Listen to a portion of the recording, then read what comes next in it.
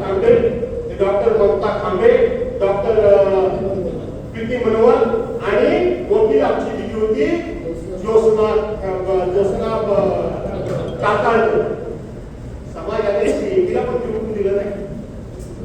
कुठल्या तोंडाने तुम्ही आम्हाला तत्वज्ञान सांगता राजकारण्याला? कुठल्या तोंडाने सांगता राजकारण्याला तत्वज्ञान? कुठल्या तोंडाने सांगता निष्ठेच्या गोष्टी? कुठल्या तोंडाने सांगता तुम्ही आम्हाला या ठिकाणी समाजाच्या हिताच्या गोष्टी? कुठल्या सांगता धनशक्ती जनशक्ती जिंकते? कुठल्या तोंडाने सांगू शकता? कुठल्या तोंडाने सांगू शकता? काही नाही.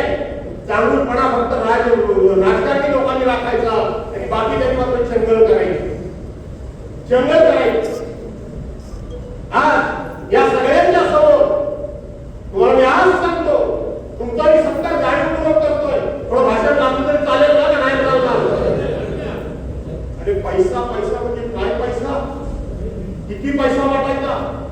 ते सदानंद चव्हाण गेल्या 20 वर्षात त्याचं नाव नाही घेतलं, तरी टीका पण नाही घेतली. बापरे केली. सदानंद चव्हाण शेतकरी समोर निवडणुकीला पराभूत झाले, बरोबर आहे? तुम्ही होते त्यांच्याबरोबर बरोबर होतात ना? तुम्ही पण होतात, सगळे होतात ना? त्यांनी काय सांगितलं? माझ्याकडे पैसा नाही, बरोबर? पैसा नाही म्हणून मी हरलो, पैसा नाही म्हणून मी कमी पडलो. आणि ते सदानंद चव्हाण नुसते गावागावात जायचे. तुझ्या देवळाला किती? 1 कोटी रुपये, 1 कोटी रुपये देतो. तुझ्या देवळाला काही 5 स्टील पाहिजे, आता पाठव. तुला काही 500 कोटी सिमेंट पाहिजे, आता पाठव. तुझ्या काही पोराला काही 20 लाख रुपये पाहिजे, आता पाठव. अरे हे पैसे आले कुठून? हे पैसे आले कुठून? ज्यांच्या स्वतःच्या निवडणुकीमध्ये खर्चाला पैसा नव्हता म्हणून मी पराभूत झालो म्हणून सांगतात, ते आता कोटीच्या गोष्टी करतात. तुला किती कोटी, तुला किती 25, तुला किती 50. बोल फक्त. कुठून आले पैसे? आले कुठून पैसे? अरे मोदींनी तर 8 नोव्हेंबर 2016 नोटाबंदी केल्या ना. देशाच्या पंतप्रधानांनी नोटाबंदी केल्या. अरे मग ह्याच्याकडे नोटा येतात कुठून एवढ्या? हे एक उदाहरण सांगितलं की वाशिष्ठी डेअरी, ती वाशिष्ठी डेअरी इतक्या शेतकऱ्यांना वरदान ठरलं असं मला वाटलं. इतक्या शेतकऱ्यांचं आर्थिक त्या ठिकाणी घरी बसवेल आणि आर्थिक मदत होईल लोकांना, म्हणून ती वाशिष्ठी डेअरी अधिक सक्षम व्हावी म्हणून आम्ही बघितली. आणि त्या वाशिष्ठी डेअरीमधून आता एवढं काय मदत निघते ती काय कळतच नाही. नुसता पैशाची पोती घेऊन फिरताय. तुला किती, तुला किती, तुला किती, तुला किती, तुला किती. कुठून आला पैसा? हा पैसा आला कुठून? पण आज सांगतो तुम्हाला, जे काय व्हायचं ते होईल. पण असा जर पैशाला जर समाज विकला जायला लागला तर असे प्रामाणिक कार्यकर्ते आता समाजामध्ये पुन्हा उभे राहणार नाही, लक्षात ठेवा. समाज लोक जशी विकायला लागली असे प्रामाणिक कार्यकर्ते पुन्हा मिळणार नाही, पुन्हा मिळणार नाही. आणि मग तत्वज्ञान सांगणाऱ्या लोकांनी तत्वज्ञान सांगण्याच्या भानगडीत पडू नका, अजिबात पडू नका. तत्वज्ञान सांगण्याच्या भानगडीत तत्वज्ञान सांगायच्या, मोठ्या मोठ्या गोष्टी सांगायच्या. तुम्ही त्या पालकमंत्र्यांचं सांगितलं, ते आता क्लिप पण तुमची ऐकली सांगतोय. लय बरोबर बोलतो वेळ. मी कधी टीका नाही करत त्याच्यावर, पण लय बदमाश, 1 नंबर बदमाश. खोटं कसं बोलावं आणि लोकांच्या पोटात सुखा जगेची आव्हान आहे. मला वाटतं सुखा जगेच आहे पोटात शिरणार. या एका शिंदेच्या समोर भाषण केलं, मी भाषण ऐकलं की शिंदे साहेब तुम्ही 100 कोटी रुपये दिले म्हणून ती जिल्हा परिषदेची नवीन इमारत होते. आता जे निघून जातील ते सर्वांना त्या नवीन इमारतीमध्ये बसतील. शिंदे साहेब तुम्ही 100 कोटी दिले. हे भाषण कधी झालं? अजितदादा पवार गेलेली 5व्या की 6व्या दिवशी भाषण झालं. अरे कमीत कमी ही तर जाण ठेवा. त्यावेळेला विक्रांत स्वतः अध्यक्ष होता. स्वतः त्यांनी अनेक वेळा पालकमंत्र्यांनी सांगितलं की विक्रांतनी पैसे आणले, विक्रांतचं नाव नका घेऊ.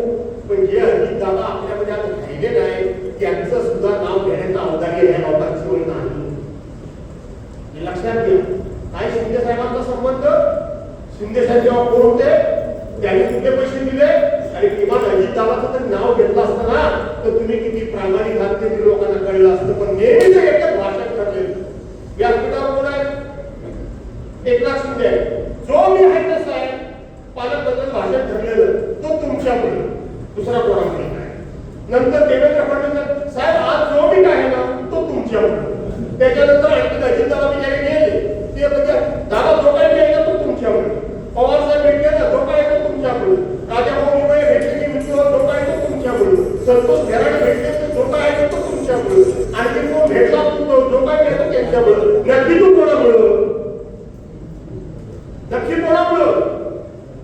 इतक्या थापा मारायच्या, इतकं खोटं बोलायचं, त्याला सीमा नाही. अशा पद्धतीने या लोकांनी निवडणूक जिंकलेली आहे. निवडणूक जिंकली म्हणून काय घाबरून जाईल तो भास्करला जाऊ लागला? घाबरायचं काय? मी तुम्हाला आज सांगतो, आजच्या ह्या संकटातून माझ्यामध्ये नवीन ऊर्जा तयार झाली. मला एक नवीन संदेश मिळतोय. याचे मी अभिषेक केलं. अनेक जण मला सोडून गेले, अनेकांना मी पदाधिकारी केलं, अनेकांना मी त्या उच्च पदावर येऊन बसवलं, किती जणांना ते फक्त सभापती केलं. त्यांना एकमेव फक्त माझा लाभ आहे, बाकी सगळे मला सोडून गेले. या बाजारमध्ये ज्यांना केलं त्याचा एकाला राहिला असेल, बाकी सगळे सोडून गेले. पण ते सोडून जाताना माझ्यावर कोणीही असं म्हटलं नाही की भास्कररावांनी आम्हाला त्रास दिला, भास्कररावांनी आम्हाला कधी आर्थिक मागणी केली, भास्कररावांनी आमचं काम कधी केलं नाही, असं एकही आरोप असू शकत नाही. कारण निवडणुकीला सुद्धा मी कधी कोणाकडे 5 पैशाची अपेक्षा केलेली नाही. आणि कुठं कार्यक्रमाला जात असताना आरती समोर आली तर बाजूच्याला मी आर्थिक पैसे कधी टाकून दिलेले नाही. माझ्या खिशातलेच पैसे मी टाकेन. मी 1 रुपया भरायला गेलो आणि म्हणून ही सगळी नेतृत्व उभी केले. घाबरून जाऊ नका. मला उद्याचा भविष्य काय दिसतोय की तुमच्यात मी नेतृत्व उभी करून पुन्हा एकदा या वर्षाला राहणार नाही. तुम्ही उद्याचे नेतृत्व आज कमी पडशील घाबराल काय? साक्षी मुंबई घाबराल काय? नाही घाबरणार. सानिया तू घाबरशील का? नाही घाबरणार. यातून नेतृत्व उभी करतो की नाही म्हणून यातून नेतृत्व ही माझी विद्यार्थी नेतृत्व आहे. म्हणून मी सारखा व्यासपीठाकडे बघतोय की उद्याचा माझा भविष्य काय 100% शाबूत आणि चांगला आहे. आणि हे तुम्हाला जरी कळलं नाही तरी विरोधकांना चांगलं माहिती आहे. त्याला माहिती आहे भास्करजवळ काय किमती मुली आहे. हा काय माझा सदाची गप बसण्यातला नाही. आज तुम्ही माझ्याकडे टीम तयार केली शाळेपणा करून. खरं सांगायला गेलं तर त्यातून पूर्ण ऐकली नाही, ऐकली करतो करतो काय नाही तुम्ही तयार करेल. पण विरोधकांना माहिती आहे हे त्याला तो ओळखून आहे. बाकीच्या ठिकाणी कुठेही त्यांनी युती काही केली नाही, पण आपल्या मतदारसंघामध्ये सगळीकडे युती केली. बरोबर आहे ना? केली का नाही केली? आणि ती पण अशी केली, भाजपचे लोक कधी सुद्धा दुसऱ्या पक्षाच्या चिन्हावर लढायला तयार होत नाही. इतके वर्ष होतं, आता ती राहिली नाही भाजप तरी होतं. पण माझ्या मतदारसंघात विशेष करून भागांमध्ये माझा उमेदवार हे चिन्ह तुझं, आपण दोघांनी घे, तुला 2 काय 3 देतो, पुन्हा दोघे एकत्र.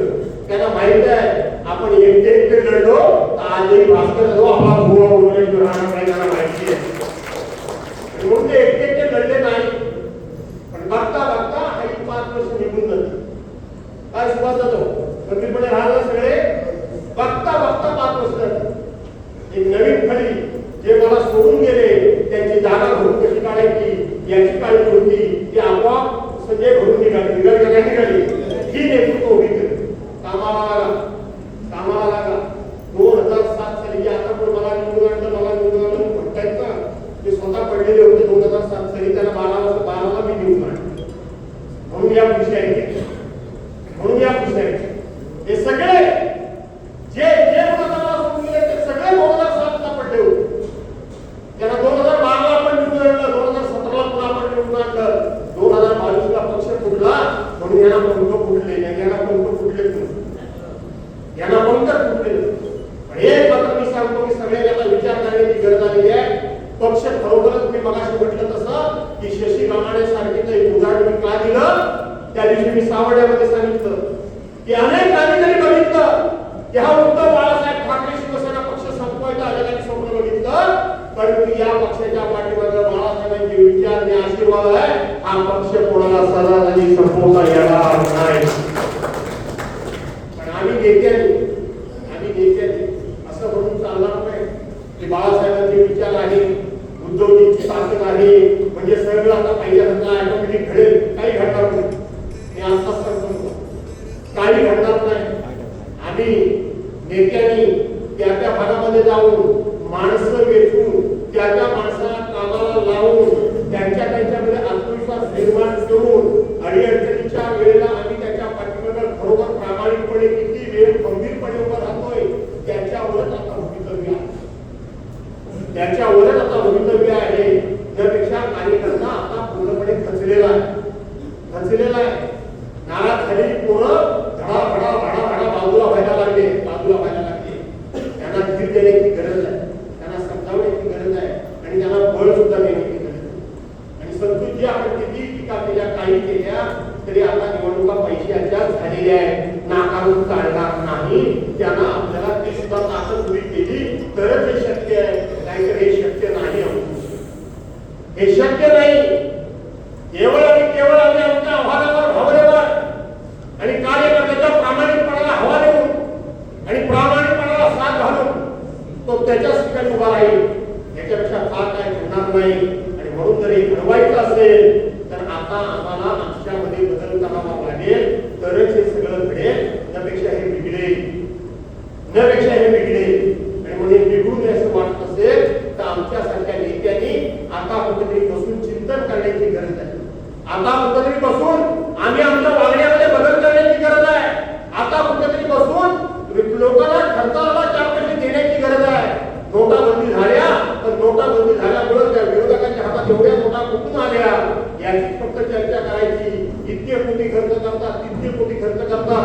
इनडायरेक्टली आपण त्यांचा प्रचार करतो. इनडायरेक्टली आपण त्याचा हो काय मी होतो ना, माझ्या घरात 25 लाख रुपये आले म्हणजे जसं मोजायला हात होता, त्याची चर्चा आपण करतो. त्यावेळेला लोक अशी बोलतात, पण लोक नंतर मनातून म्हणतात त्यांनी 25 दिला तुम्हाला 5 द्यायला द्या, हो बाबा 5 तरी द्या म्हणतात. काय म्हणतात? आता त्यांनी दिला त्याचा तिरस्कार, त्याचा तिटकारा, हा विषय संपला. की त्यांनी दिला आणि याने घेतला त्याला असा आता दिवस गेला. ते आता लोक असं म्हणतात त्यांनी 25 दिला तुम्हाला 5 द्यायला काय झालं, 5 द्यायला काय झालं. म्हणून या करता म्हणून आपल्याला काहीतरी व्यूहरचना करावी लागेल. लवकरच ग्रामपंचायती या निवडणूक आहे, लढायच्या ना लढायच्या. या उमेदवारांना आपल्या भागाच्या उमेदवारांना छोट्या मोठ्या कार्यक्रमाला बोलवत चाल, त्यांचं नेतृत्व प्रोजेक्ट करा. त्याचा अर्थ असा नाही की तुम्हाला उद्या अडचण होईल. 5 वर्षानंतर बऱ्याच काही गोष्टी घडणार आहेत, 5 वर्षानंतर. आणि म्हणून याला सर्वांना तुम्ही त्या ठिकाणी त्यांचं नेतृत्व उभं करा अशा प्रकारची विनंती करतो. तुम्हा सर्वांचं मी मनापासून कौतुक करतो, अभिनंदन करतो. अनेकांनी साक्षी मॅडम एवढ्या चांगल्या प्रकारे तुम्हाला माहितच नाही की आमची शेती रामगडे ती वेलदूर गटातून लढली. वेळेश्वर टाळ्या वाजवा वेळेश्वर गटाला. वडील ते मिस्टर दिवस रात्र गेले हे संस्थामान शेवटचे 4-5 दिवस त्यांच्या मिस्टर